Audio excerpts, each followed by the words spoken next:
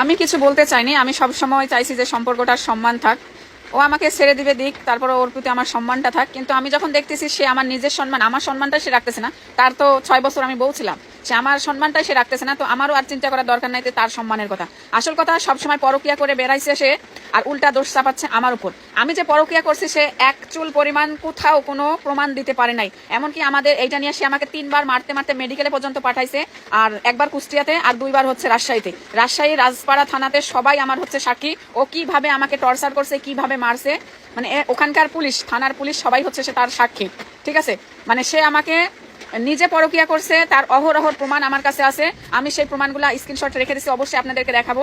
সে আমার যে ফলোয়ার আমাকে ফোন দেয় আমার সাথে কথা বলার জন্য, সে তাদের সাথে বিভিন্ন রকমের বাজে ব্যবহার করে, বাজে ভিডিও পাঠায়, তাদেরকে বাজে ইঙ্গিত দেয়, এরকম অনেক অনেক মেসেজ আছে। আবার কি বলবো, মুখে আনাও পাপ। সে অনেক মেয়েদের সাথে সে বাথরুমে যাইতে বলে, বাথরুমে যায় তাদের সাথে ইমুতে আজে বাজে কাজ করে, এগুলো আমার নিজের চোখের দেখা। তো এগুলার জন্য আমি অনেকবার আমার বাপের বাড়িতে চলে আসছিলাম। আপনারা তো সবাই জানেন বাপের বাড়িতে চলে গেছে কি জন্য যাই। তো আমি অনেক সময় আমার এই রাগের কারণে আমি বাপের বাড়ি চলে যাই। সে বারবার আমাকে কথা দেয় আর করবে না আর করবে না বলে নিয়ে যায়, তারপরও সে একই কাজগুলো সে শুরু থেকে করে আসতেছে। যাই হোক।